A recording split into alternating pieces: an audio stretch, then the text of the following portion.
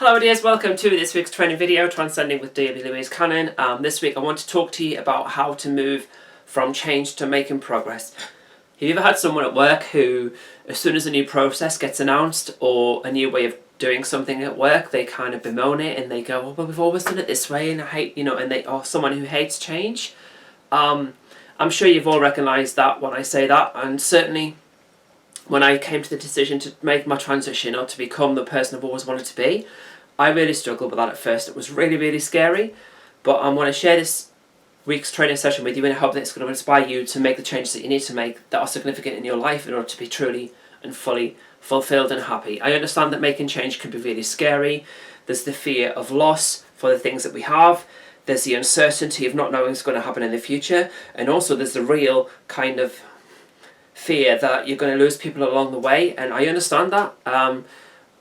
I take my hat off to you if you're someone who's made those kind of changes, but also I fully understand why you haven't made those changes if you haven't already, because those fears are real, and I felt those things exactly the same as you are now. But it's okay to not make those decisions, but I hope that what I'm sharing with you every week is going to inspire you to live your truth and be bold and be brave and just get out there and do it. So the first thing I want to say to you, I've got some cards going this week just to kind of give a bit more visual, is get help. Really easy to say, but anyone who is successful in any walk of life, whether it's a runner, an athlete, even the biggest coaches in the world, they still have mentors. They have people who have guided them to become the person that they want to be. You don't have to reinvent the wheel, as I keep saying every week. Someone out there is crushing or doing the things that you want to do, or has done the things that you want to do. When I first came to my transition and I made the decision, and when I started living socially, I knew that because I've been so brave, or I felt anyway, because I've been so brave and had so much courage to make the decision, I thought, yeah, I can do this on my own.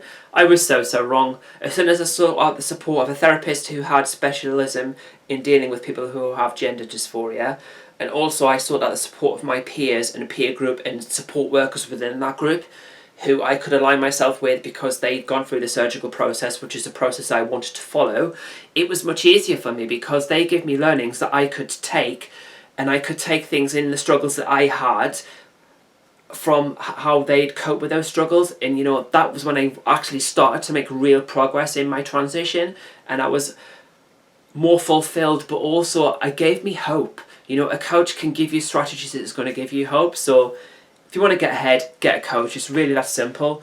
Number 2 is, in the process from going from change to making progress, is check your inner voice. Whose voice is it that you're listening to? Or what are you telling yourself when you're thinking about what is possible for you? Human beings are creatures that will fulfill the thing that we're telling ourselves. So if you're someone who's struggling with weight loss and you just say, "Oh, do you know what, I'm just big boned," you're going to fulfill that. If you're someone who's looking to quit smoking, you go and you make the change and you think, well, I am a smoker and I have been a smoker for 20 years, so I'm going to find it real difficult. You're going to give up after about a month, a week, or whatever, however long it is, because that's what you're telling yourself. So whose voice are you listening to? What is your inner voice telling you? When I was thinking about the transitioning and coming to the decision and then doing it socially, for the first few months I had people shouting at me going, "Oh, you're a bloke," and stuff like this, and I was thinking, well, I was just looking in the mirror and I was like, do you know what, I am a bloke. But when I started getting coaching and therapy and help from my peers and mentors, as well as another coach that I've had in the past, they made me see that, that's what other people might think, but that's not what I truly am. And now the person I see in the mirror isn't that person anymore. It's the person who I believe that I am. I believe that I am a woman. And, so the next time that you're wondering why you're not making progress when you need to make change, just check your inner voice. What are you telling yourself? We fulfill the person that we tell ourselves that we are. So understand that if you want to make a change, you have to change the inner voice. Step number 3 is, who set your glass ceiling? Now I'm going to use a metaphor here. Have you ever seen the elephants in the circus who, they're fully grown elephants and they have a stake in the ground, and they could pull themselves free if they wanted to, but they don't. They just stand there and and they're quite placid. That elephant has been conditioned from when it was a baby, they put the stake in the ground, they hammered it in the ground, and the elephant was pulling and pulling and pulling, and it wasn't able to pull itself free from the ground. So it just accepted the situation. It thought that's what that was the glass ceiling. The elephant has assumed that that's the limit of its capabilities, and it's just stayed there. Is that you? Are you that baby elephant who's grown up and you've just accepted that that's a situation, so that's all I can achieve?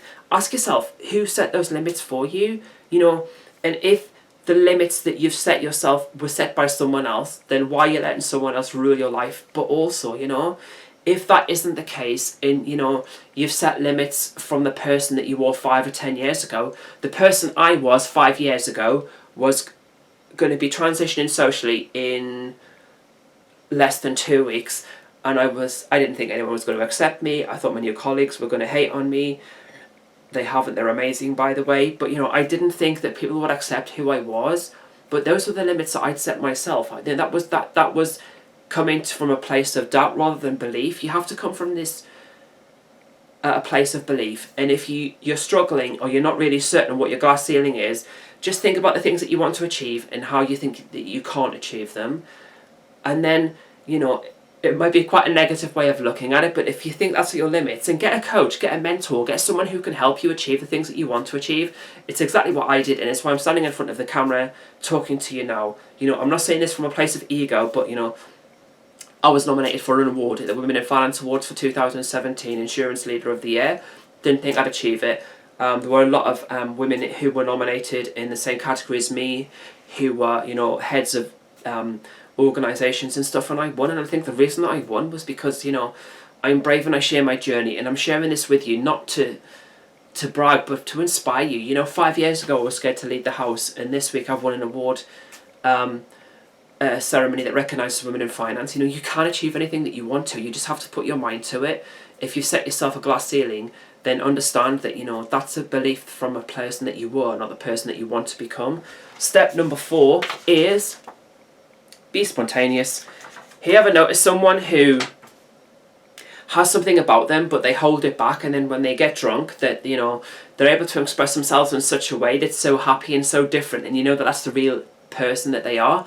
No, I'm not saying that you have to be unprofessional and go get drunk every day, because one, you're going to get fired, but seriously, when you act in a way without thinking, and it's a spontaneous, happy way, that's the real you. That's the person that you are. I think of the times I've been depressed and stuff, and the real spontaneous person for me is someone who's happy and jolly and who has a big heart. That's the true me. That's the person that I truly am. So you have to, I know it's difficult, especially when you're dealing with struggles of not aligning yourself to who you truly are. But you have to understand that in being spontaneous, it can be the start of being something that you've always wanted to be. When I made the decision to transition, I was on a night out in Newcastle. If you've watched the last few videos, you will know this. And for the first time in my life, people were referring to me as Debbie, using female pronouns. And I wasn't wishing I was something that I was. And I made the decision that night. I said, that's it, I'm going to do it. I just can't live a lie anymore and be unhappy.